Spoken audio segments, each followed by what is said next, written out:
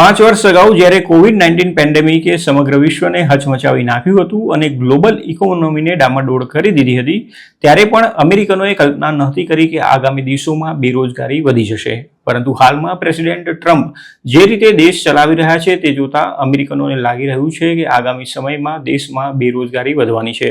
Federal reserve bank of New York દ્વારા March મહિનામાં કરવામાં આવેલા કન્ઝ્યુમર સર્વેમાં અમેરિકામાં એક વર્ષ પછી બેરોજગારીનો દર 44% પર પહોંચવાની સંભાવના વ્યક્ત કરવામાં આવી છે, જે એપ્રિલ 2020 પછી સૌથી વધુ છે.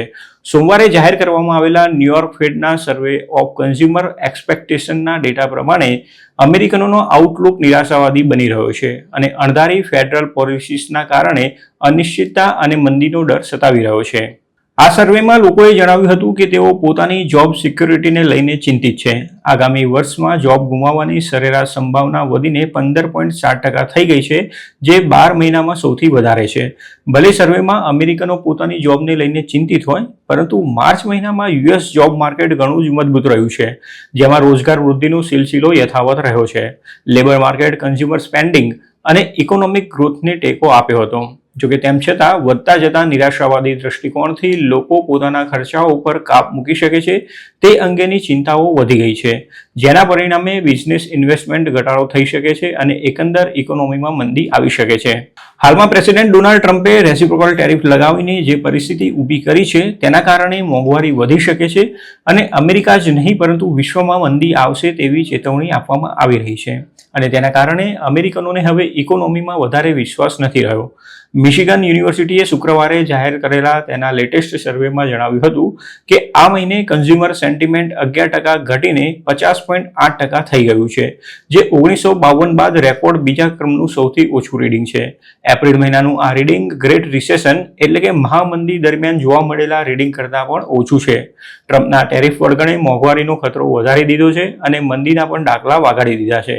સર્વેના ડિરેક્ટર જોઆન સુએ જણાવ્યું હતું કે વર્ષ દરમિયાન ટ્રેડ વોરની સંભાવનાઓને કારણે લોકોની ચિંતાઓ વધી ગઈ છે અને ડિસેમ્બર 2024થી કન્ઝ્યુમર સેન્ટિમેન્ટમાં 30%નો ઘટાડો નોંધાયો છે.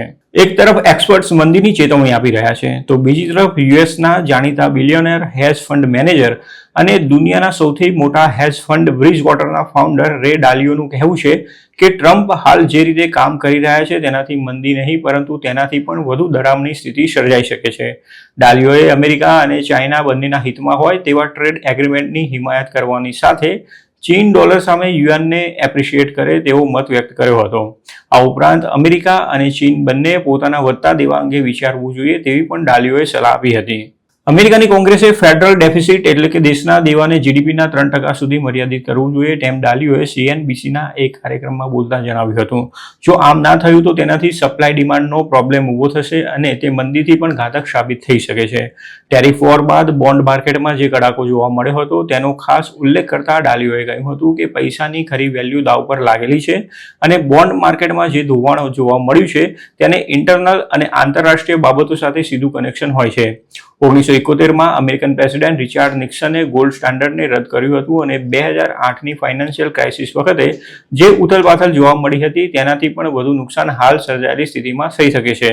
ડાલિયોએ કહ્યું હતું કે ટેરિફ દ્વારા ટ્રમ્પ શું હાંસલ કરવા ઈચ્છે છે તે સમજી શકાય તેવું છે, પરંતુ તેને અમલમાં મૂકવાની તેમની પોલિસીને કારણે અફરાતફરી મચી રહી છે અને અમેરિકા વૈશ્વિક સંઘર્ષનું કારણ બની રહ્યું છે.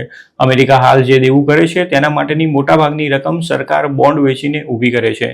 જોકે ટ્રમ્પે ટેરિફ નાખ્યા બાદ સ્ટોક માર્કેટમાં કડાકો બોલ્યો હતો અને તેની સાથે સાથે બોન્ડ માર્કેટમાં પણ વેચવાલી વધી જતાં અમેરિકાની સરકાર ભીંસમાં આવી ગઈ હતી અને બોન્ડની ડિમાન્ડ ઘટતા તેના પર મળતી યીલ્ડ એટલે કે વ્યાજના દરો વધી ગયા હતા. બોન્ડ યીલ્ડ જેટલી વધે તેટલું જ સરકારને વધારે નુકસાન જાય છે, કારણ કે તેને જૂના દેવા પર વધુ વ્યાજ ચૂકવવું પડે છે અને નવું દેવું પણ ઊંચા વ્યાજે કરવું પડે છે. આ જ કારણસર ટેરિફની જાહેરાત કરીને હવામાં ઉડી રહેલા ટ્રમ્પ ગણતરીના સમયમાં જમીન પર આવી ગયા હતા. તેથી જો ટ્રમ્પે આવી કોઈ ભૂલનું પુનરાવર્તન કર્યું તો સ્થિતિ બદથી બદતર થઈ શકે છે.